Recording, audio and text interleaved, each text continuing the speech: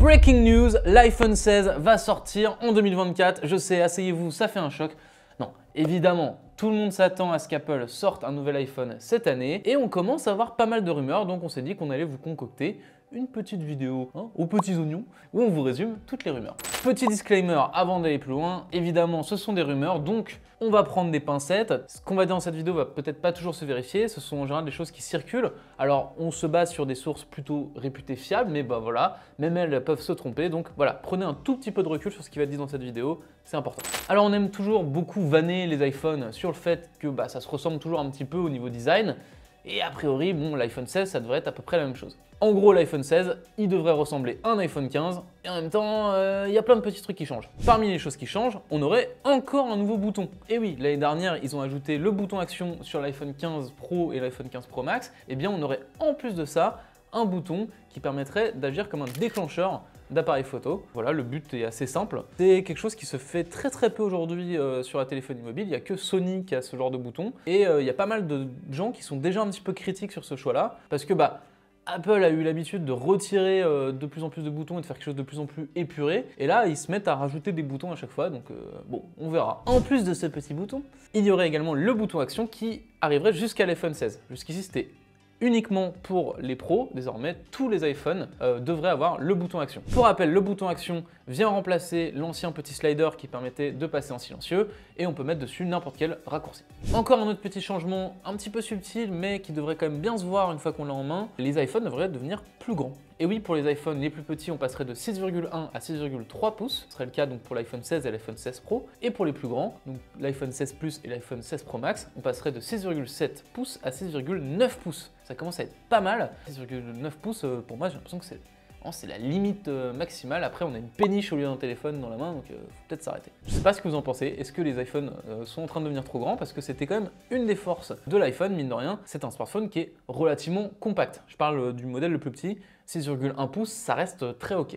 En plus de ça, il deviendrait un petit peu plus grand, un petit peu plus épais et aussi un petit peu plus large. Si je dis un petit peu, c'est pas pour rien. Si on prend par exemple l'iPhone 16 Pro, il serait donc plus épais de 3 mm, il serait plus large de 0,8 mm et attention, tenez-vous bien, il serait plus long de 0,15 mm. Bon là on pinaille un peu mais voilà, vous savez tout. Au passage, Apple en profiterait pour apporter des bordures un petit peu plus fines encore. Bon là, encore une fois, on se dit... je pense que c'est un livreur, attends. Allô, oui. En plus de ça, Apple en profiterait pour affiner encore un peu plus les bordures autour de l'écran. Toujours sur l'écran, il gagnerait un petit peu en luminosité sur les contenus SDR. On gagnerait quand même 20% puisqu'on passerait de 1000 nits à 1200 nits au maximum. Cela devrait permettre a priori de réduire un petit peu les reflets lorsqu'on est à l'extérieur. Allez, encore un petit changement au niveau du design. Vous voyez, ils vont ressembler pas mal à des iPhones, mais il y a quand même plein de petites subtilités. Au niveau du bloc photo de l'iPhone 16 et de l'iPhone 16 Plus, on passerait sur un empilement des deux modules photo plutôt qu'une diagonale. Vous allez me dire, on s'en fout. Vous avez peut-être raison, mais à quoi ça sert? Eh bien, le but, ce serait de permettre aux nouveaux iPhones de tourner des vidéos spatiales qui pourraient être lues par l'Apple Vision Pro. Et pour ce faire, eh bien, il faut que les deux modules soient parfaitement alignés. S'ils sont en biais, ça ne marche pas. Dernier petit point, là encore, c'est très subtil, mais le MagSafe évoluerait. Vous savez, c'est ce qui permet de coller des accessoires à l'arrière de l'iPhone. Souvent, on va coller une batterie ou on va s'en servir pour charger l'iPhone. Eh bien, certains ont remarqué sur des futures coques d'iPhone que la boucle à l'arrière serait plus petite, ce qui laisse penser que le MagSafe changerait et que donc il faudrait évidemment racheter tous les accessoires, c'est génial. Au passage, on imagine que si le MagSafe évolue, eh bien il serait peut-être un peu plus puissant en termes de charge, un peu plus efficace, peut-être qu'il y aurait des nouvelles fonctionnalités, on ne sait pas. Allez, on passe à la photo, il n'y a pas grand chose à dire, mais il y a quand même des petits changements intéressants, comme par exemple l'arrivée du tétraprisme sur l'iPhone 16 Pro. Alors je vous ai fait un petit peu peur, là j'ai dit un mot un peu compliqué, mais le tétraprisme c'est quoi? C'est tout simplement le téléobjectif x5 qui aujourd'hui est une exclusivité de l'iPhone 15 Pro Max, eh bien on le retrouverait sur le modèle plus petit à partir de l'année prochaine. Honnêtement, c'est un choix qui est extrêmement logique, c'est quelque chose qu'on attendait tous. D'ailleurs, on avait même du mal à comprendre pourquoi cette nouveauté majeure de l'iPhone 15 Pro Max ne se retrouvait pas sur l'iPhone 15 Pro, c'était un peu dommage. Ça faisait que l'iPhone 15 Pro, c'était juste un iPhone 14 Pro avec des moustaches, quoi. Donc ça, de mon point de vue, c'est plutôt une bonne nouvelle. Autre ajout intéressant aux photos, on aurait désormais un capteur 48 mégapixels derrière l'ultra grand angle. Bon, quel intérêt d'avoir plus de pixels derrière ce capteur? Pour l'instant, c'est pas très clair. Le seul truc qu'on peut supposer, c'est qu'on va avoir un zoom numérique un petit peu plus correct, mais pour l'instant, on ne sait pas trop. Pour les performances, Apple aurait décidé de faire un petit peu de ménage parce que l'année dernière, c'était quand même pas très clair. On avait pour rappel une puce A16 Bionic dans les iPhones les moins chers et une puce A17 Pro dans les iPhones les plus chers. Il y en a un qui est Bionic, un qui est Pro, enfin on ne comprenait plus grand chose. Là a priori ce serait beaucoup plus clair. On se retrouverait avec du A18 sur les iPhones de base et du A18 Pro pour les iPhones Pro. Quant à vous dire quel sera le gain de performance, pour l'instant on ne sait pas. On imagine qu'il y aura quelques cœurs en plus sur la version Pro, peut-être un peu plus de puissance au niveau du NPU qui est la partie de la puce qui s'occupe de l'IA. Aussi, ça n'a l'air de rien, mais tous les iPhones passeraient à 8 Go de RAM. Pour rappel, les iPhone 15 de base, jusqu'ici, étaient bloqués à 6 Go de RAM. A priori, Apple aurait fait ça pour permettre aux fonctionnalités IA de fonctionner correctement parce que l'IA, souvent, c'est assez gourmand en mémoire.